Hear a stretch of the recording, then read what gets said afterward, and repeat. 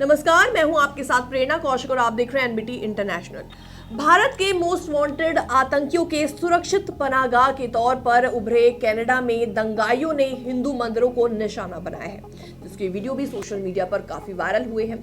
श्रद्धालुओं पर हमले किए गए हैं, भारतीय राजनयिकों पर हमले की कोशिश की गई है।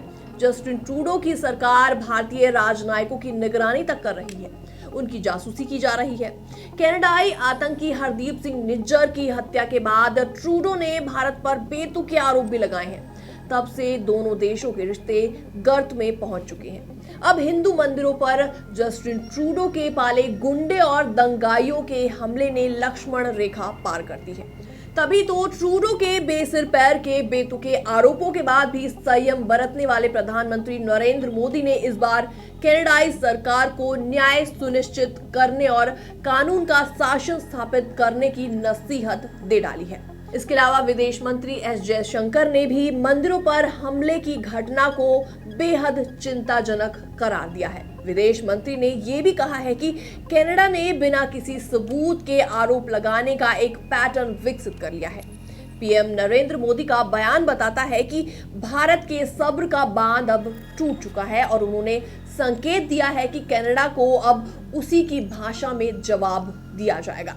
हिंदू मंदिरों पर हमले की निंदा करते हुए विदेश मंत्री एस जयशंकर ने मंगलवार को कहा, कनाडा में हिंदू मंदिर पर जो कुछ हुआ वो बेहद चिंताजनक है। इसके अलावा उन्होंने ये बात ऑस्ट्रेलिया की राजधानी कैनबरा में कही। और इससे पहले सोमवार को पीएम नरेंद्र मोदी ने कनाडा में हिंदू मंदिरों पर जानबूझकर किए गए हमले और भारतीय राजनयिकों को डराने की कायराना कोशिशों पर भी बहुत ही तल्ख भाषा में जस्टिन ट्रूडो सरकार को नसीहत दी।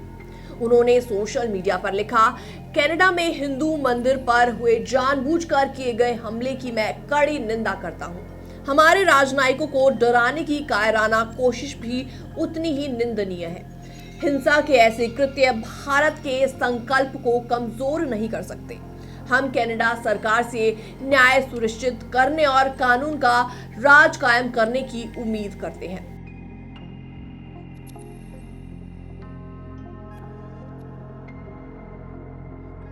इससे पहले विदेश मंत्री एस जयशंकर ने कनाडा में भारतीय राजनयिकों की निगरानी पर उसे चेतावनी भी दे डाली थी। उन्होंने कहा था कि कनाडा ने बिना सबूत दिए आरोप लगाने का एक पैटर्न विकसित कर लिया है। जयशंकर ने कहा, भारतीय राजनयिकों पर निगरानी रखी जा रही है जो अस्वीकार्य है। कनाडा में चरमपंथी ताकतों को राजनीतिक जगह दी जा रही है।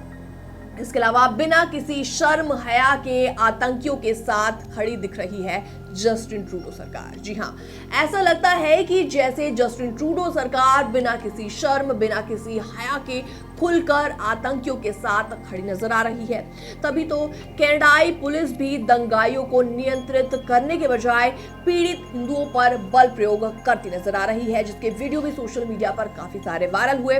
और एक हिंदू लड़के को पुलिस इस अंदाज में गिरफ्तार करती दिखी जैसे कि साल 2020 में अमेरिका के मिनियापोलिस में जॉर्ज फ्लॉयड नाम के एक अश्वेत को पुलिस ने जमीन पर गिराकर गर्दन दबाई थी। इसके अलावा फ्लॉयड की दम घुटने से मौत भी हो गई थी और दुनिया में उस कांड के बाद अमेरिका की किरकिरी भी हुई थी। लेकिन जस्टिन ट्रूडो सरकार और उनकी पुलिस बेशर्मी की सारी सीमाएं पार कर चुकी है। ब्रैम्पटन में हिंदू मंदिर पर हमला करने वाले दंगाइयों की भीड़ में कनाडा पुलिस का एक ऑफ ड्यूटी अफसर भी शामिल था। दबाव के बाद उसे सिर्फ सस्पेंड करके कार्रवाई का दिखावा भी किया गया।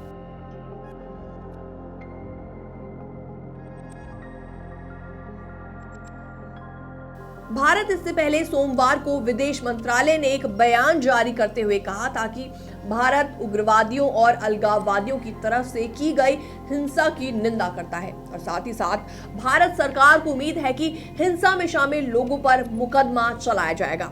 विदेश मंत्रालय के प्रवक्ता रणधीर सिंह जायसवाल ने कहा, हम ओंटारियो के ब्रैम्पटन में हिंदू सभा मंदिर में उग्रवादियों और अलगाववादियों की तरफ से की गई हिंसा की निंदा करते हैं। हम कनाडा सरकार से ये सुनिश्चित करने का आह्वान करते हैं कि सभी पूजा स्थलों को ऐसे हमलों से बचाया जाए। हम ये भी उम्मीद करते हैं कि हिंसा में शामिल लोगों पर मुकदमा चलाया जाएगा। हम कनाडा में भारतीय नागरिकों की सुरक्षा को लेकर गंभीर रूप से चिंतित हैं।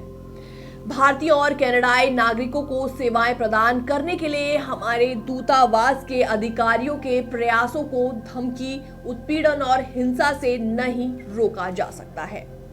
फिलहाल इस पूरी खबर को देखने के बाद आपका क्या रिएक्शन है, आप भी हमें फटाफट से कमेंट सेक्शन में कमेंट करके जरूर बताएं। बाकी वर्ल्ड से जुड़ी छोटी और बड़ी खबरें देखने के लिए जरूर सब्सक्राइब करें एनबीटी इंटरनेशनल।